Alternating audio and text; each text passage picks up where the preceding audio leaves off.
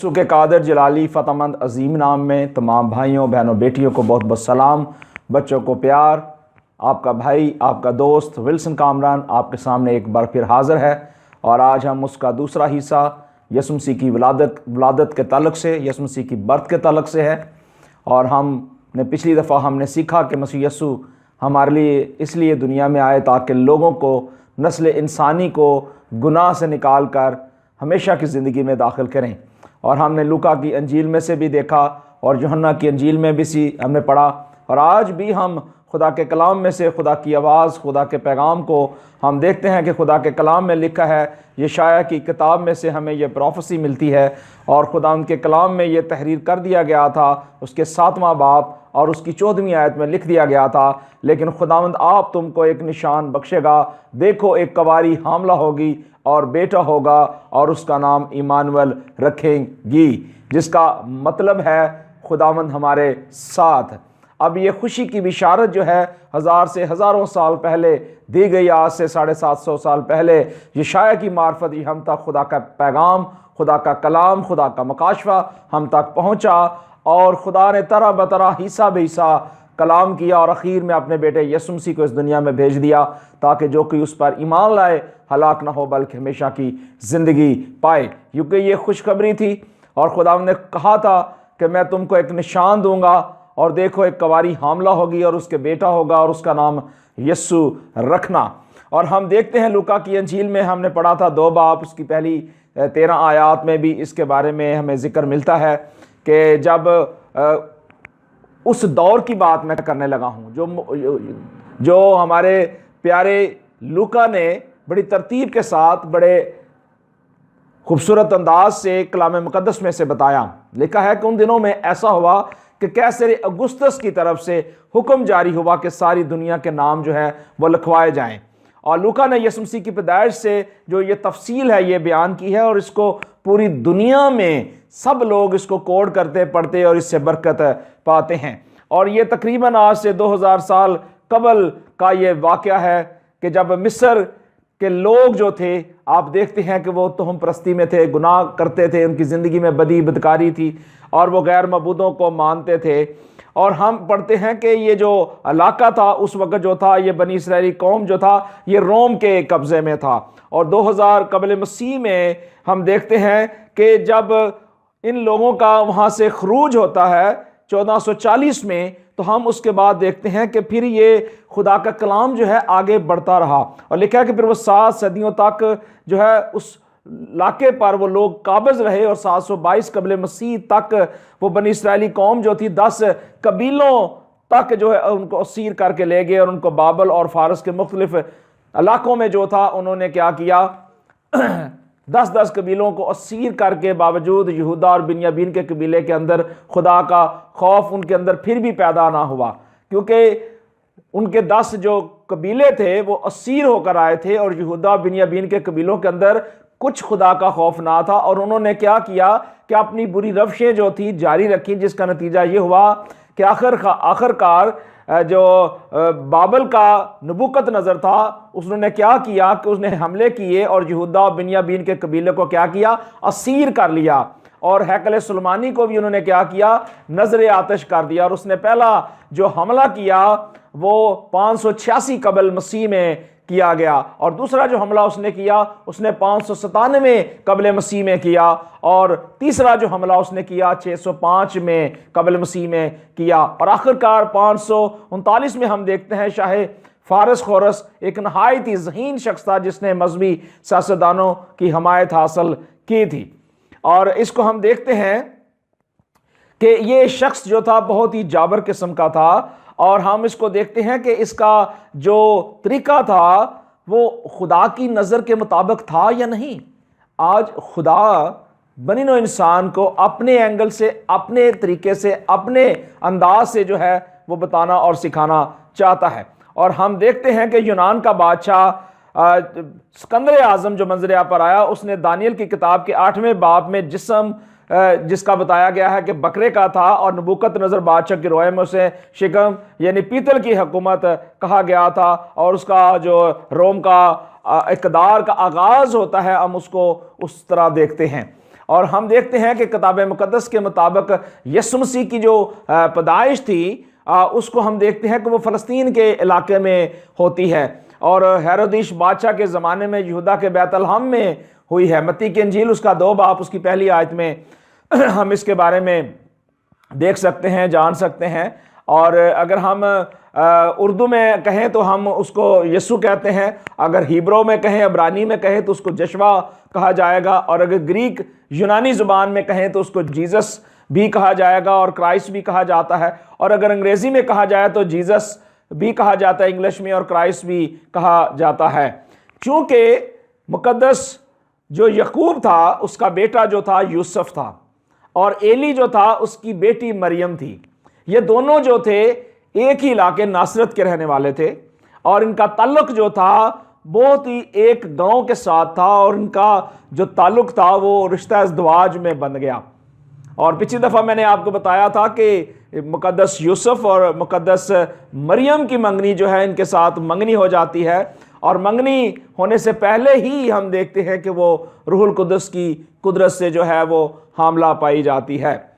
चूँकि हमने यीशु मसीह को एज ए निजात दहिंदा देखा है कि वो पूरी उम्मत के लिए, पूरी दुनिया के लिए आया, लेकिन उस दुनिया के अंदर बहुत सारी हुक्मरानें थी, बहुत सारी बादशाहियाँ थी, और वो बादशाहियाँ जो थी उन्होंने बड़ा अरूज हासिल किया। उन बादशाहियों के अंदर बहुत सारी तोहम परस्तियाँ भी थीं, बहुत सारे देवता थे जो अपनी अपनी हुक्मरानी जताते थे, बहुत सारे ऐसे लोग थे। हम देखते हैं कि पहली बाबली हुकूमत जो है वो नबूकदनेस्सर के ज़माने में आई। उस वक़्त हम देखते हैं कि ये बाबली हुकूमत वो थी जो नमरूद के ज़माने में हमें मिलती है, कि उसने वो सारा काम जो खुदा के ख़िलाफ़ था उसने किया, और उसने अपनी सल्तनत बनाने के लिए इतना ऊंचा बुर्ज बनाने के लिए कोशिश की ताकि वो खुदा तक पहुंच सके। और दूसरी हुकूमत हम देखते हैं मादियों और फारसियों की देखते हैं दारा बादशाह के दौर में, कि उन्होंने भी बड़ी कोशिश की और उस दौर में भी ये सिलसिला चलता रहा। उसके बाद तीसरी जो हुकूमत आई वो यूनानियों की थी, और उस वक़्त हम सिकंदर आज़म को देखते हैं कि सिकंदर आज़म जो है एक बड़ा जाबर बादशाह बन के सामने आया है। और उसके बाद चौथी हुकूमत जो आई वो रोमियों की हुकूमत आई, जिसका हमने कैसर अगुस्तस का हमने हवाला देखा कि उसका तल्लुक रोमी हुकूमत के साथ था। और हम देखते हैं कि मुल्क फ़लस्तीन का जो उस वक़्त माहौल था, उसका जो उस वक़्त सियासी पस मंज़र था कि उसके सियासी लोग थे वो रोमी हुकूमत जो थे वो कैसर अगुस्तस के साथ उनका एक ताल्लुक रहता था। और वो मजहबी लोग थे, वो सरदार काहिन अरना और कायफा को भी आप वहाँ देख सकते हैं, और नबूवतें भी वहाँ हुई। कहाँ कैसे हुई कि यूहन्ना बपतिस्मा देने वाला नजात की जो है उसने मुनादी की, और फ़लस्तीन के जो ख़ास एरिए थे वो गलील, सामरिया और यहूदा का इलाका था, जो उस वक्त हम देखते हैं कि बहुत ही मशहूर ये इलाका गिना जाता था। खुदावंद का कलाम जो है वो हमेशा हमें आगाही देता रहा है, और हमेशा अपने तरीके के मुताबिक हमें हर चीज़ सिखाता और समझाता रहा है। अब खुदा का कलाम जो है वो मेरे और आपके लिए बहुत ही ख़ास अहमियत रखता है। यानी कलाम मुजस्सम हुआ, फजल और सच्चाई से मामूर होकर हमारे दरमियान रहा, और हमने उसका ऐसा जलाल देखा जैसे बाप के इकलौते बेटे का जलाल। यीशु मसीह ने जब इस दुनिया के अंदर कलमा मुजस्सम के तौर पर आंख खोली तो उस वक़्त बनी इसराइली कौम रोम की असीरी में थे, और जिसको दानियल की किताब का चौथा हवान भी कहा गया है कि जो लताड़ता और टुकड़े टुकड़े करता है। और बहुतों को बताया गया है, आगाही दी गई है कि ये यहूदियों का बादशाह जो पैदा हुआ है हमें रोम जैसी संगीन हुकूमत से रिहाई बख्शेगा। और हमने आयत फर्स्ट में पढ़ा था कि उन दिनों में ऐसा हुआ कि कैसर अगुस्तस की तरफ से ये हुक्म जारी हुआ कि सारी दुनिया के लोगों के नाम लिखाए जाए। अहद अतीक में 3 मरदमशुमारियों का जो जिक्र है वो बहुत ही ख़ास और अहम है। पहली मिस्र की गुलामी से निकलने के बाद कोहे सीना के मौके पर हम देखते हैं गिनती की किताब उसके पहले बाप में कि यह पहली जो है इसमें नवीसी की गई। और दूसरी हम देखते हैं कि बनी इसराइल 40 साल बियाबान में जब गुजरते हैं तो उसके बाद हम देखते हैं कि गिनती 26 बाप में उनकी मरदमशुमारी का जिक्र मिलता है। और तीसरी मरदमशुमारी दाऊद बादशाह ने अपने दौरे सल्तनत में करवाई, जिससे खुदा खुश नहीं था। पहला तवारीख आप उसकी 21वीं आयत को जरूर देखिए। खुदा को कभी भी आप चैलेंज नहीं कर सकते। खुदा ने हमेशा अपना काम अपने तरीके से किया। मसीह यीशु को भी अपने तरीके से इस दुनिया में भेज दिया, क्योंकि खुदा की ये मर्जी थी कि इंसान पर रहम करे, उस पर फजल करे। और हम देखते हैं कि मुकद्दसा मरियम पर फजल हुआ और कहा गया कि तेरे बेटा होगा और तू उसका नाम यस्सु रखना। और मसीह की पैदाइश के वक्त जो है रोम पर कैसर अगुस्तस जो था वो हुक्मरान था, और ये पहली इसमें नवीसी कही गई। और रोमी हुकूमत जो है अक्सर मर्दशुमारी किया करते थे, जिसका मकसद उनका ये ख़ास तौर पर ये होता था ताकि वो मसूल जो लेते हैं उनका तयन कर सके और उसके बारे में जानकारी रख सके कि हमने कैसे तरीके से उस तरतीब को लाना है ताकि हम उस रुपये पैसे को इकट्ठा कर सकें। और हम देखते हैं कि ये पहली इसमें नवीसी सूरिया के हाकिम कुरनीस के ऐद में हुई। और हम देखते हैं कि ये जो इलाका था, इस इलाके में हम देखते हैं कि चरवाहे भी हैं, और चरवाहे जो है अपने गिले की निगहबानी कर रहे हैं, उनको भी खुशखबरी सुनाई गई, उनको भी पैगाम दिया गया। लेकिन बात यह है कि खुदावंद यीशु मसीह का इस दुनिया में आने का मकसद सिर्फ और सिर्फ नस्ल इंसानी को निजात देना था। मर्दमशुमारी का तल्लक यीशु मसीह के साथ इसलिए है क्योंकि जब हम न्यू ईयर मनाते हैं तो हम देखते हैं कि हमें साल का पहला महीना नजर आता है रूमी कैलेंडर के ताल्लुक से, और उसकी एक और हम झलक देखते हैं। मर्दमशुमारी का एक और हवाला हमें अमाल 5 बाब उसकी 37 आयत में मिलता है कि जब यहूदा गलीली ने बगावत की और खुदा ने क्यों ऐसा काम करने दिया वहां, कि वहां भी इस नवीसी का काम हुआ। क्या रीजन थी? क्योंकि खुदा चाहता था कि मसीह खुदावंद यीशु मसीह बैतलहम में मौजूद हों। खुदा ये चाहता था कि जब इसमें नवीसी हो और उस वक्त यीशु मसीह जो है वो बैतलहम में पैदा हो, ताकि उनका नाम जो है उस तरतीब के साथ लिखा जाए। खुदा ने हर चीज़ को अपने तरीके से तरतीब दे रखा है, और खुदा चाहता है कि उस तरतीब को अपनी अंदाज के मुताबिक चलाए। अब हम देखते हैं यशायाह की प्रोफेसी भी हमने देखी कि उसकी 11 बाब उसकी पहली आयत में लिखा कि यस्सी के तने से एक कौंपल निकलेगी और उसकी जड़ों से एक बाबर शाख पैदा होगी। अब यीशु मसीह का जो ताल्लुक था वो खुदा और इंसान के दरमियान जो था बहुत ही करीब था। लेकिन यशायाह ने क्योंकि पहले प्रोफेसी की और यीशु मसीह हजारों साल के बाद आए, लेकिन खुदा का इंसान के साथ जो ताल्लुक था वो कायम रहा। खुदा ने कभी भी इंसान को कभी भी अकेले नहीं छोड़ा। और मीका की किताब में हम देखते हैं वो कहता है बैतलहम अफराता, अगरचे तू यहूदा के हजारों में शामिल होने के लिए छोटा है तो भी तुझ में से एक शख्स निकलेगा, मेरे हजूर इसराइल का हाकिम होगा, और उसका जो साबका इल्हाम है वो कदीम होगा। और बैतलहम में जाना इसलिए ज़रूरी हुआ क्योंकि मीका ने पहले से नबूवत कर रखी थी कि मसीह मौत जो पैदा होगा वो क्या होगा, बैतलहम में पैदा होगा।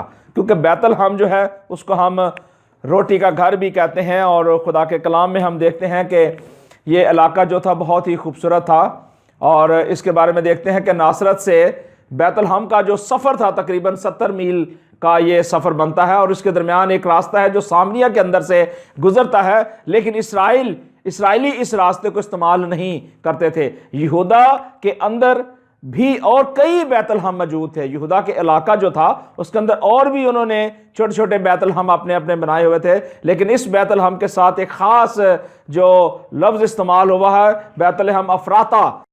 और हमने देखा कि उसका पलोठा बेटा पैदा हुआ और उसने उसको कपड़े में लपेट कर चन्नी में रखा क्योंकि उनके वास्ते सरा में जगह ना थी।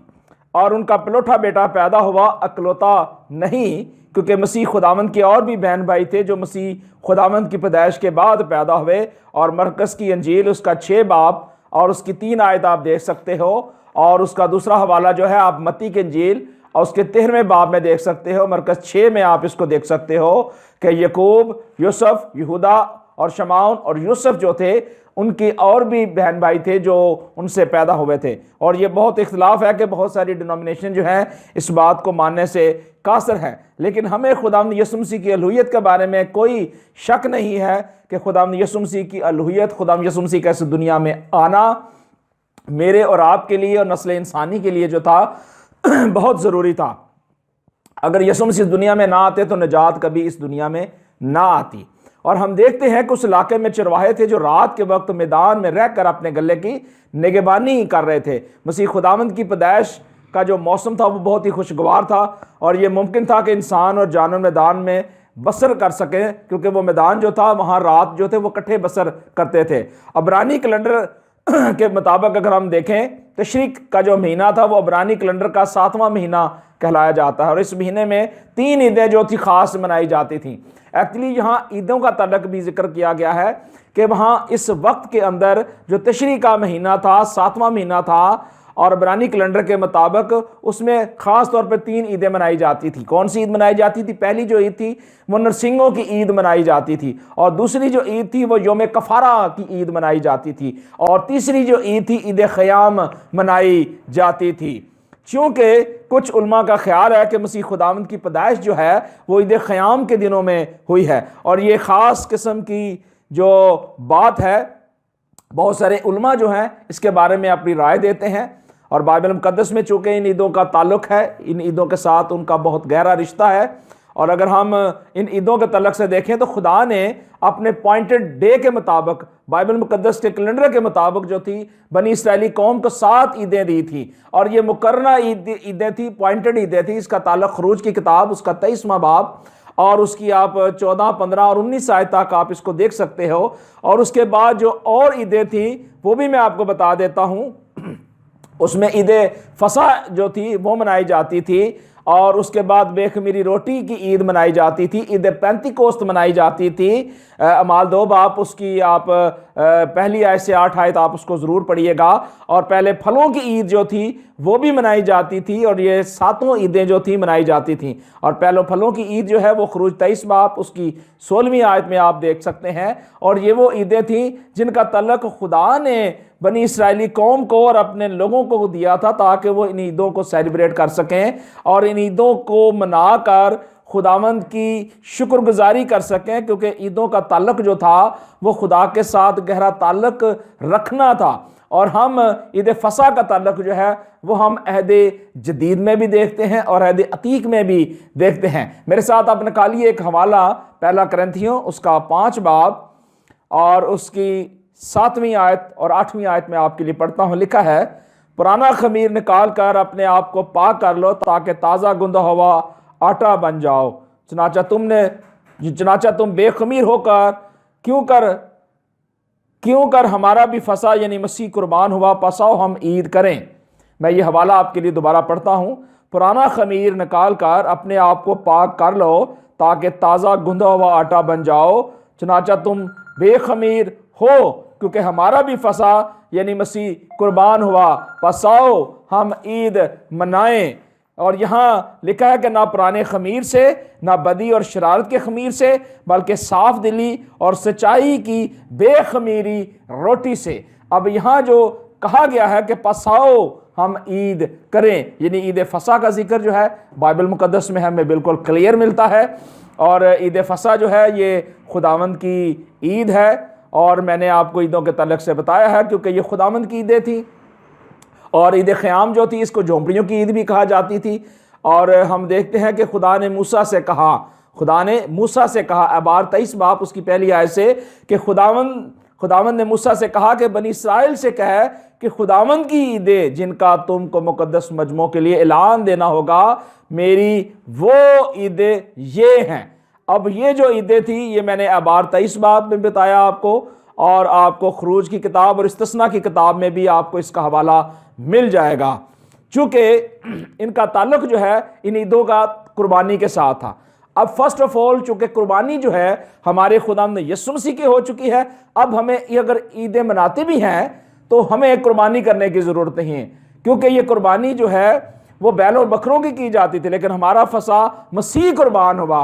पौलुस रसूल कहता है कि हमारा फसा मसीह कुर्बान हुआ, पसाओ हम ईद करें। और आतशीन उस वक़्त कुर्बानी गुजरानी जाती थी, अब हमें ऐसी कुर्बानियाँ गुजराने की ज़रूरत नहीं है क्योंकि हमारे लिए मसीह जो है वो कुर्बान हो चुका है। और इस्तिस्ना की किताब उसका 16वां बाब और उसकी 13वीं आयत को आप ज़रूर पढ़िएगा, वहाँ भी आपको इसके बारे में बहुत ही वाज़ह तौर पे हर एक चीज़ मिलेगी। और खुदा के कलाम में लिखा है कि हमारी सब सुकूनत गाहों में ये पुश्त दर पुश्त हमेशा यही आइन रहे। अब ज़रूरी है कि खुदा ने जो आइन मुकर्रर किए हैं हमें उनको भी फॉलो करना है, हमें उनको भी अपनाने की ज़रूरत है। लेकिन एक बात यह है कि हम देखते हैं कि अहद अतीक में और अहद जदीद में भी बहुत सारे कौमें, कबीले और बहुत सारे ऐसे लोग जो लोग थे जो अपने अपने त्यौहार मनाते थे, अपनी अपनी ईदें मनाते थे और अपने अपने सब्बत उन्होंने कायम कर रखे थे। और पौलुस रसूल ने बड़ी ख़ास और अहम बात मेरे और आपके लिए वाज़ह तौर पर बयान की। उसने कहा, बस खाने पीने या ईद या नए चांद या सब्बत की बाबत कोई तुम पर इल्ज़ाम ना लगाए, क्योंकि ये आने वाली चीज़ों का साया है, मगर असल चीज़ें मसीह की हैं।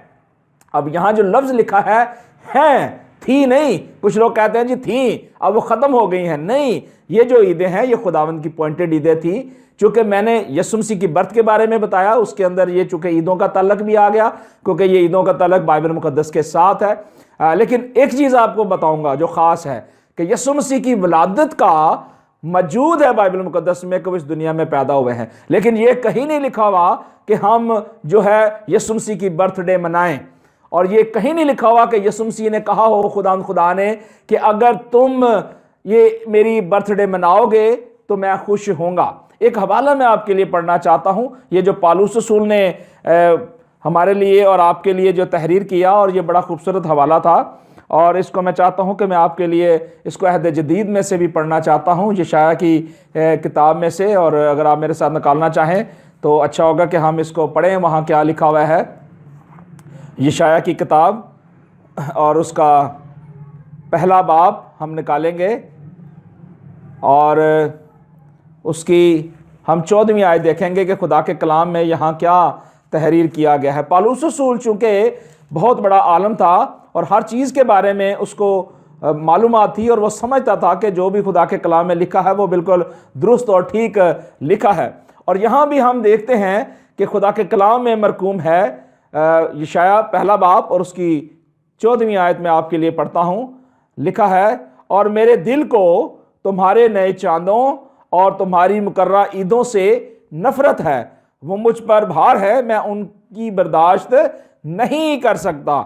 और आगे पढ़ते हैं, लिखा है कि जब तुम अपने हाथ फैलाओगे तो मैं तुमसे आंखें फेर लूंगा, हाँ जब तुम दुआ पर दुआ करोगे तो मैं ना सुनूंगा। तुम्हारे हाथ खून आलूदा हैं, अपने आप को धो और अपने आप को पाक करो, अपने बुरे कामों को मेरी आंखों के सामने से दूर करो, बदफेली से बाज आओ, नेककारी सीखो, इंसाफ के तालिब हो, मजलूमों की मदद करो, यतीमों और फरियादों की क्या करो, बेवाओं के हामी बनो।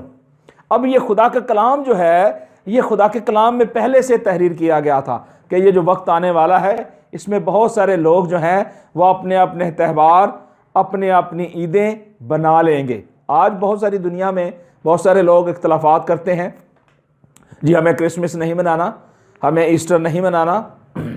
तो जनाब मैंने तो पहले बताया है कि इसका ताल्लुक चूँकि ना तो बाइबल मुक़द्दस में कहीं मौजूद है कि आप ईस्टर मनाएं, क्योंकि ईस्टर का ताल्लुक जो है वो ईद फसा के साथ नहीं है, ईद फसा और है और ईस्टर का ताल्लुक जो है वो अलहदा है, ठीक है। और जो क्रिसमस है इसका ताल्लुक जो है वो निकाया की कौंसिल ने जो था वो जोड़ दिया यीशु मसीह के साथ, जबकि मसीह यीशु की वलादत का ताल्लुक जो है वो उस कौंसिल के साथ नहीं होना चाहिए था जो इंसानों ने पॉइंटेड की है। और मैंने यशायाह का हवाला दिया है कि लोगों ने अगर कोई दिन ठहरा दिया है, अगर अपनी मर्जी से अगर ठहरा दिया है, अगर कोई उसको मनाता है तो उसकी मर्जी है, अगर वो अपनी खुशी करना चाहता है तो वो करे, वो जाने, उसका खुदा जाने। हम किसी पे इल्ज़ाम नहीं लगाते, हम किसी के लिए ठोकर का बाइस नहीं बनते, लेकिन जो खुदा का कलाम है वो मेरे और आपके लिए सच है। हमें सच्चाई से जो है अपनी बातों को खुदा के सांचे में डालना है, क्योंकि खुदा के कलाम में लिखा था यूहन्ना की इंजील में कि सच्चाई से तुम वाकिफ हो, सच्चाई तुमको आज़ाद करेगी। आज़ाद हम होना नहीं चाहते, हम उस सच्चाई को कबूल करना नहीं चाहते। बहुत सारे लोग कहते हैं जी बाइबल मुक़द्दस में जो ईदें लिखी हैं जनाब वो तो यहूदियों को दी गई, और भाई मेरे यहूदियों को नहीं दी गई थी, वो बनी इसराइली कौम को भी दी गई थी। और जो खुदा यीशु मसीह के मानने वाले हैं अगर वो उन ईदों को मना लेंगे तो उनमें कोई फ़र्क नहीं पड़ जाएगा। हाँ, उनके अंदर जो कुर्बानियाँ थी, जो वो सिस्टम थे, अब उनको मनाने की ज़रूरत नहीं। अगर आप उनको मनाते भी हो तो आप मनाओ, कोई फ़र्क नहीं। लेकिन इसमें एक बात है कि आप खुदावंद यीशु मसीह पर ईमान लाकर निजात आपने पाई है। अब ईदों का ताल्लुक निजात के साथ नहीं है। ये एक बात बड़ी ख़ास और अहम है। बहुत सारे लोग समझते हैं कि शायद अगर हमने ये ईदें मना ली हमारी निजात ख़त्म हो जाएगी। निजात खुदावंद यीशु मसीह पर ईमान लाने के वसीले से है। आमीन। अब जिस शख्स ने खुदावंद यीशु मसीह पर ईमान रखा है, उसने तौबा की है, बपतिस्मा लिया है और हमेशा की ज़िंदगी में शामिल हो गया है, अब अगर वो ये ईदें मना भी लेता है तो उसमें उनकी जो ब्लेसिंग है वो कायम रहेगी, क्योंकि खुदा की वफादारी ताबेदारी जो है वो ईमान को मजबूत करती है। और जब आपका ईमान मजबूत होता है, आपकी ताकत बढ़ती है, तो खुदा आपसे खुश होता है। लेकिन खुदा ऐसी ईदों से, ऐसे त्योहारों से जो लोग खुद मुकर्रर करें, उनसे खुदा को नफरत है। और खुदा के कलाम में हम पढ़ते हैं हिजकिय्याह की किताब और उसके 36वें बाब में पढ़ते हैं, उसकी 35वीं आयत में और 25वीं आयत में मैं पढ़ता हूं, लिखा है कि तब तुम पर साफ पानी छिड़कूंगा और तुम पाक साफ होगे और मैं तुमको तुम्हारी तमाम गंदगी से और तुम्हारे बुतों से पाक करूंगा और मैं तुमको अपना नया दिल बख्शूंगा और नई रूह तुम्हारे बातन में डालूंगा और तुम्हारे जिस्म में से संगीन दिल को निकाल डालूंगा और गोश्तीन दिल तुमको नायत करूंगा और मैं अपनी रूह तुम्हारे बातन में डालूंगा और तुमसे अपने आइन की पैरवी करवाऊंगा और तुम मेरे हकाम पर अमल करोगे और उनको बजा लाओगे। मेरे अजीज भाई और बहनों, ये खुदा का कलाम था जो खुदा अपने कलाम मुकद्दस में से फरमाता है कि मैं अपने आइन की पैरवी करवाऊंगा। सो खुदा जो है अपने आइन की पैरवी चाहता है कि हम उसके आइन की पैरवी करें और उसके नाम को इज़्ज़त और जलाल दें। सो खुदावंद जो है वो हमेशा अपने लोगों से मोहब्बत करता आया है और हमेशा करता रहेगा। चूँकि हम बाइबल मुकद्दस में से मसीह यीशु की बर्थ के बारे में सीख रहे थे, तो मुकद्दसा मरियम को जब फरिश्ते ने कहा कि डरो मत, देखो मैं तुम्हें बड़ी खुशी की बिशारत देता हूं, तो ये जो डरो मत है ना, आज बहुत सारी कौमें, बहुत सारे कबीले, बहुत सारे लोग आज भी डरते हैं। वो कहते हैं हमने ये काम कर लिया, हमने ये काम कर लिया तो कहीं हम पे फतवा ना लग जाए। मेरे प्यारे भाइयों, बाइबल को फोकस करें, आप डिनोमिनेशन को फोकस ना करें। बहुत सारी पाकिस्तान के अंदर डिनोमिनेशन है, ये मैं नहीं कहता, आप खुद रिसर्च कर लीजिएगा कि बहुत सारी डिनोमिनेशन हैं जो मुख्तलिफ तरीकों के, मुख्तलिफ असूलों के और मुख्तलिफ पैटर्न से बाइबल मुकद्दस को फोकस करते हैं। लेकिन अगर आप बाइबल मुकद्दस को सिर्फ और सिर्फ फोकस करना शुरू कर दें और खुदावंद यीशु मसीह को अपना शख्सी निजात दहिंदा मानना शुरू करें, तो फिर आप कह सकते हैं जैसे खुदा के कलाम में लिखा है कि डरो मत। और डरो मत जो है ये 665 मरतबा बाइबल मुकद्दस में मौजूद है और ये बिशारती पैगाम था और फरिश्ते के वसीले से दिया गया। चरवाहों को खुशखबरी दी गई ताकि लोग जो हैं इस खुशखबरी को अपनी ज़िंदगी में कबूल करें, क्योंकि खुदा जो था अपने लोगों से प्यार करता था, इसलिए खुदा नहीं चाहता था कि उसके लोग जो हैं वो डर जाएं, अदम मार्फत में मारे जाएं, बल्कि उसने खुशी की बिशारत दी और कहा कि तुम्हारे लिए एक लड़का तवल्लद होगा और सल्तनत उसके कंधे पर होगी और उसका नाम क्या होगा? अजीब, मशीर, खुदा कादर, अबदियत का बाप और सलामती का शहजादा होगा। सो शहजादा जो है सलामती का, वो इस दुनिया में मौजूद हुआ है। अब ज़रूरी है कि हम उसको फॉलो करें और उसकी मर्ज़ी पर चलें और उसके आइन, उसके कवानीन को अपनी ज़िंदगी में अपनाने की कोशिश करें, क्योंकि खुदा का कलाम जो है वो बात बिल्कुल साफ और क्लियर बताता है कि यीशु मसीह का इस दुनिया में आने का ख़ास और अहम मकसद सिर्फ ये था कि इंसान जो है उसका ताल्लुक़ खुदा के साथ जो था वो ख़त्म हो चुका था, उसके गुनाह की वजह से, उनकी बुत परस्तियों के ताल्लुक़ से और बहुत सारे ऐसे काम जो खुदा को पसंद नहीं थे। और खुदा बार बार तरह ब तरह, हिस्सा बे हिस्सा कलाम करता रहा, लेकिन लोगों ने रद्द किया। आज भी बहुत सारी दुनिया में लोग हैं मेरे अजीज़ भाई और बहनों, वो खुदा के कलाम को रद्द करते हैं, खुदा के कलाम को जो है वो डिनाई करते हैं। लेकिन खुदावंद का बेटा दुनिया में इसलिए आया है ताकि जो कोई उस पर ईमान लाए हलाक ना हो बल्कि हमेशा की ज़िंदगी पाए।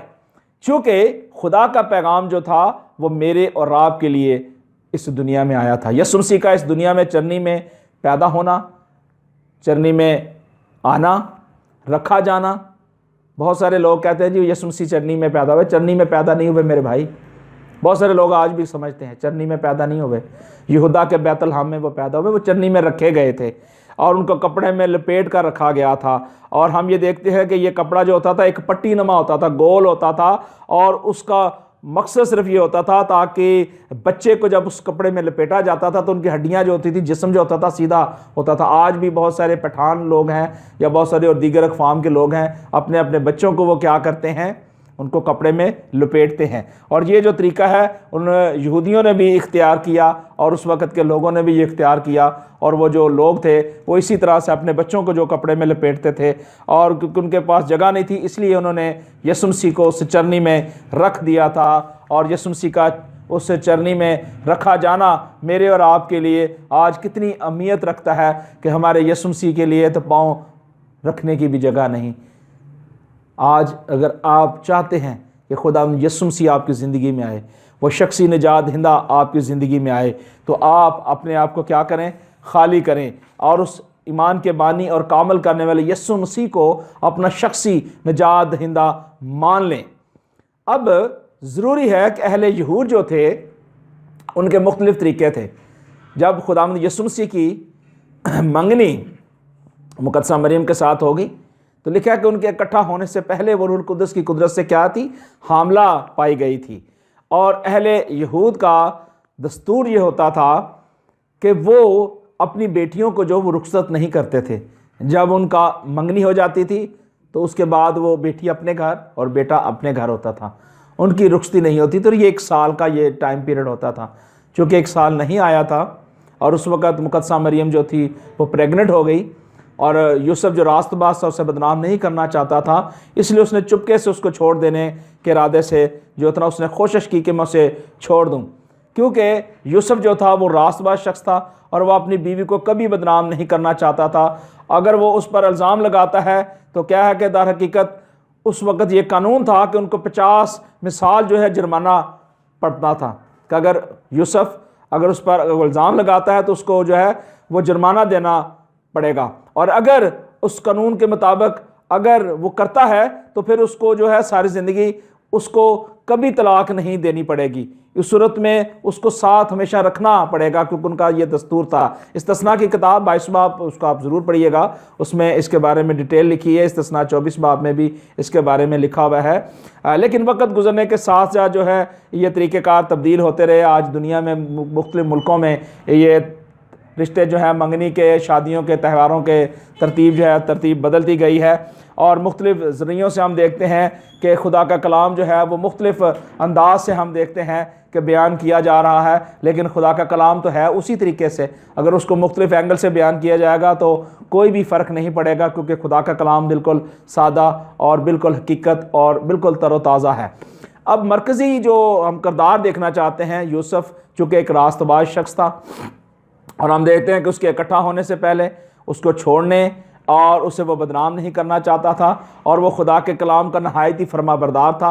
ये उसका ज़ाती एक किरदार था। मुकद्दसा मरियम का जो ज़ाती किरदार था, उसने कहा कि मैं खुदा की बंदी हूँ, तेरे कौल के मुताबिक हो। खुदा की उसने फरमाबरदारी की, और शोहर की उसने क्या की, फरमाबरदारी की, मुकद्दस यूसुफ की। और उस वो नाम लिखवाने के लिए भी जाती है, और लिखा है कि वो फिर मिस्र को चल पड़ती है, और मुकद्दसों से उसने क्या किया, रफ़ाकत भी रखी, यानी एलिशबा के साथ उसने जो है अपना रिश्ता जो है मजबूत किया। और हम फिर दूसरा किरदार एक देखते हैं चरवाहों का, कि खुदावंद का जलाल जो है उन्होंने देखा और उस पैगाम पर उन्हें एतमाद किया, एतकाद किया और जल्दी की, और खुशखबरी को फैलाने के लिए वो भागे और खुदा की तमजीद की। और हम मजूसियों के बारे में भी देखते हैं कि उन्होंने किस तरीके से बादशाह की तलाश में अपने आप को वक़्फ़ किया, और वो तलाश में चले गए, और खुदावंद की रहनुमाई उनके साथ थी। मिसाल की किताब 3 बाब उसकी 5 आयत ज़रूर देखिएगा। और खुदा का कलाम हम देखते हैं कि इसी तरह तरक्की करता गया, और इसी तरह लोग खुदा के कलाम में बढ़ते चले गए। और हम हेरोदिस के बारे में देखते हैं कि वो नहायत ही हसद करने वाला शख्स था, बादशाह था, और 2 साल के बच्चों का उसने जो है कत्ल करवाया था। और कौम के सरदार काहन और फ़की जो थे वो बहुत ही ज़्यादा खुदा के कलाम को रद्द करने वाले और उस पर अमल नहीं करते थे। वो कहते थे लेकिन उस पर अमल नहीं करते थे। लेकिन एक चीज़ बात यह है कि खुदा का बेटा यीशु नासरी का इस दुनिया में आने का ख़ास और अहम मकसद सिर्फ़ और सिर्फ निजात है। अगर आप निजात याफ्ता हैं, अगर आपने निजात पाली है, फिर आप यीशु मसीह का यौम विलादत मनाएं या ना मनाएं, इसमें आपकी निजात का कोई फ़र्क नहीं पड़ेगा। आपने खुदावंद यीशु मसीह पर निजात ईमान रखने के वसीले से पा ली है और उस पर ईमान रख लिया है, सो ज़रूरी है कि हम उस ईमान को अपने हाथ से कभी ना जाने दें। आज बहुत सारी बातें जो हैं मैंने मुख्तलिफ़ अंदाज से, मुख्तलिफ़ तरीक़ों से आपके साथ शेयर की हैं। उम्मीद है कि आप इसको ज़रूर सुनेंगे और ज़रूर अपना फ़ीडबैक देखें। एक और हवाला मैं आपके लिए पढ़ना चाहूँगा, मुकाशवा की किताब बुक ऑफ रेवलेशन चैप्टर 5 और उसकी पहली आयत से लिखा है कि जो तख्त पर बैठा था, जो तख्त पर बैठा था, मैंने उसके दाहिने हाथ में एक किताब देखी जो अंदर बाहर से लिखी हुई थी और उसे 7 मोहरें लगाकर बंद किया गया था। और मैंने एक जोर आवर फरिश्ते को बुलंद आवाज से ये कहते मुनादी करते देखा कि कौन इस किताब को खोलने और उसकी मोहरें तोड़ने के लायक है। कोई शख्स आसमान या ज़मीन के नीचे उस किताब को खोलने या उस पर नज़र करने के काबिल ना निकला। और मैं इस बात पर ज़ार ज़ार रोने लगा। ये यूहन्ना रसूल कह रहा है, यूहन्ना नबी कह रहा है कि मैं रोने लगा और उस किताब को खोलने या उस पर नज़र करने के लायक ना निकला। तब उन बुज़ुर्गों में से एक ने मुझसे कहा, मत रो, देख यहूदा के कबीले का बब्बर जो दाऊद की असल से है, उस किताब और उसकी 7 मोहरों को खोलने के लिए गालिब आएगा। ये दाऊद की असल और नस्ल से खुदावंद यीशु मसीह है, यहूदा का बब्बर, जो सारी मोहरों को उसने तोड़ना है और सारे लोगों को इकट्ठा करना है। और किताब मुकद्दस में लिखा है कि उसने कहा कि आ तख्त पर बैठे हुए कि दाहिने हाथ से उस किताब को ले। जब उसने किताब ली तो वो 4 जानदार और 24 बुजुर्ग उस बुजुर्ग के सामने गिर पड़े और हर एक के हाथ में बरबत ऊद से भरे हुए सोने के प्याले थे। और लिखा है उसकी 11वीं आयत में, जब मैंने निगाह की तो उस तख्त और उन जानदारों और बुजुर्गों के गिरदा गिर्द बहुत से फरिश्तों की आवाज़ सुनी, जिनका शुमार लाखों और करोड़ों था। और वो बुलंद आवाज से कहते थे, ज़बा किया हुआ बराही, कुदरत और दौलत और हिकमत और ताकत और इज़्ज़त और तमजीद और हम्द के लायक है। जो तख्त पर बैठा है उस बर्रे की हम्द और तमजीद और संतलत अब्दुलबाद होती रहे। आमीन, आमीन, आमीन।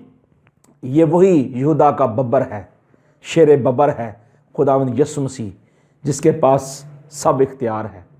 उसके खोले हुए को बंद नहीं कर सकता और बंद किए हुए को खोल नहीं सकता। मसीह यीशु का इस दुनिया में आना बहुत ही लासानी था। मसीह यीशु का इस दुनिया में मनादी करना और फिर मरना, उसके बाद जी उठने के बाद 40 दिन तक अपने प्यारों को दिखाई देना, उनसे बातचीत करना और फिर ज़िंदा आसमान पर उठाया जाना बाइसे बरकत हुआ।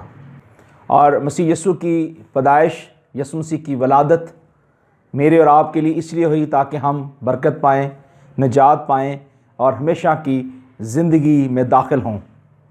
खुदा के कलाम में लिखा है, ये बात सच और हर तरह से कबूल करने के लायक है कि मसीह यीशु गुनाहगारों को निजात देने के लिए दुनिया में आया। और लिखा है कि मसीह यीशु इंसानों के मुशाबे हो गया और वह दुनिया में था, दुनिया उसके वसीले से पैदा हुई और दुनिया ने उसे ना पहचाना। आज बहुत सारी कौमें, बहुत सारे कबीले, बहुत सारी ऐसी डिनोमिनेशन और बहुत सारी गैर कौम के लोग आज भी यीशु मसीह को कबूल नहीं करते और खुदा के बेटे होने का इकरार नहीं करते, क्योंकि खुदा के कलाम में लिखा है कि वो कलाम मुजस्सम हुआ, फजल और सच्चाई के साथ हमारे दरमियान रहा और हमने उसका ऐसा जलाल देखा कि जैसे बाप के इकलौते बेटे का जलाल। और मत्ती की अंजील उसके पहले बाब और उसकी 22वीं आयत से लिखा कि यीशु मसीह की पैदाइश इस तरह हुई कि जब खुदा ने नबी की मार्फत कहा था, वो पूरा हुआ कि देखो एक कवारी हामला होगी, बेटा जनेगी और उसका नाम इमानुएल रखेंगे, जिसका तर्जुमा है खुदा हमारे साथ। ये खुदा का वादा था कि खुदा हमारे साथ रहे। मेरे अजीज़ भाई और बहनों, खुदा चाहता है कि खुदा मेरे और आपके साथ रहे। ये मौका मैंने और आपने देना है। अगर आज आप खुदावंद को मौका नहीं देंगे कि वह आपकी ज़िंदगी में आए, तो फिर आपकी ज़िंदगी से तारीकी कभी नहीं जाएगी। क्योंकि खुदा के कलाम में हमने पढ़ा था यशायाह की किताब में कि जो लोग तारीकी में चलते थे उन्होंने बड़ी रोशनी देखी, जो मौत के साया के मुल्क में थे उन पर नूर चमका। अगर आज हमारी ज़िंदगी में तारीकी छाई हुई है, अगर आज हम खुदा के बेटे यीशु मसीह को अपना शख्सी निजात हिंदा कबूल नहीं करते, उस रोशनी को जो मजूसी ने भी देखी, बादशाहों ने देखी, अगर आज आप उसको देखते हो, उस नूर को देखते हो, तो आप उस नूर में शामिल होते हो। क्योंकि यहूदा का बबर इसलिए इस दुनिया में आया था ताकि वो इस्राएल का हाकिम हो। इस्राएल पर उसने हुक्मरानी करनी है और उसका तल्लुक़ जो है वो खुदा के साथ गहरा है, क्योंकि खुदा ने अपने बेटे को इसलिए दुनिया में भेजा ताकि जो कोई उस पर ईमान लाए हलाक ना हो बल्कि हमेशा की ज़िंदगी पाए। सो ज़रूरी है कि हम अपने आप को खुदावंद के सुपुर्द करें और यीशु मसीह को अपना शख्सी निजात हिंदा मान लें, क्योंकि खुदावंद यीशु मसीह रूहुल कुद्दस की कुदरत से जो था मसा किया गया। मसीह यीशु रूहुल कुद्दस की कुदरत से मुजस्सम हुआ, फजल और सच्चाई के साथ मामूर होकर हमारे दरमियान रहा और हमने उसका ऐसा जलाल देखा जैसे बाप के इकलौते बेटे का जलाल। चूँकि ये खुशखबरी मुझ तक, आप तक, कौमों कबीलों तक पहुँच चुकी है, अब इसे कबूल करना या ना करना ये आपकी ज़िम्मेदारी है। खुदा ने जो पॉइंटेड डे दिए हैं, खुदा ने जो हमें वो टाइम पीरियड दिया है, हमें वो काम दिन ही दिन में करना है, क्योंकि वो रात आने वाली है कि जब कोई शख्स काम नहीं कर सकेगा। सो ज़रूरी है कि हम खुदा के कलाम को अपनी ज़िंदगी में हमेशा हमेशा कबूल करते रहें। ज़िंदगी बहुत कम है, मसीह यीशु आने वाले हैं, क्योंकि यीशु मसीह ने कहा था कि आसमान और ज़मीन का कुल इख्तियार मुझे दिया गया है। जब इख्तियार खुदावंद यीशु मसीह को दिया गया है तो फिर ज़रूरी है कि हम उस इख्तियार को इस्तेमाल करें, क्योंकि मुझे और आपको भी खुदा ने कुछ इख्तियार दिया है। वो इख्तियार ये है कि आप खुदावंद के बेटे यीशु मसीह पर ईमान लाएं, तौबा करें, बपतिस्मा लें और रास्तबाजी के लिए उसके हुक्मों पर चलें, उसके आइन, उसके कवानीन को मानें और हर तरह की बुत परस्ती से और हर तरह की ऐसी इब्लीस की जुमों से, इब्लीस की चालों से आप अलहदा रहें और खुदावंद को अपना शख्सी निजात हिंदा कबूल करें। क्योंकि खुदा के कलाम में लिखा है कि इब्ने आदम खोए हुओं को ढूंढने और उनको निजात देने के लिए आया था। अगर आज आपकी ज़िंदगी खोई हुई है, अगर आपकी ज़िंदगी में आज मायूसी है, अगर आपकी ज़िंदगी में उदासी है, अगर आज आपके पास खुदा का बेटा नहीं है, तो फिर आप सोचिए, क्योंकि ज़बूर की किताब में लिखा है कि बेटे को चूमो, बेटे को चूमो, ऐसा ना हो कि वो कहर में आए और तुम सब रास्ता में हलाक हो जाओ। मेरे अजीज़ भाई और बहनों, खुदा यीशु मसीह बहुत जल्द बादलों पर आने वाले हैं और जिस तरह वो आसमान पर गए हैं बहुत जल्द आने वाले हैं। ऐसा ना हो कि उसका कहर भड़क उठे और आप सब हलाक हो जाएं। आप सब तौबा करें, खुदा यीशु मसीह पर ईमान लाएं और उससे शख्सी निजात हिंदा कबूल करते हुए हमेशा की ज़िंदगी में दाखिल हों। खुदा आपको इस कलाम के वसीले से बहुत बरकत दे और यीशु मसीह का इस दुनिया में आना, यीशु मसीह का इस दुनिया में खिदमत करना मेरे और आपके लिए बहुत ही बरकत वाला था। सो खुदावंद आपको बहुत बरकत दे और खुदावंद का जलाली कभी मुबारक और फतहमंद हाथ आपकी ज़िंदगी में इसी तरह बढ़ा रहे। खुदा आप सबके साथ हो। God bless you.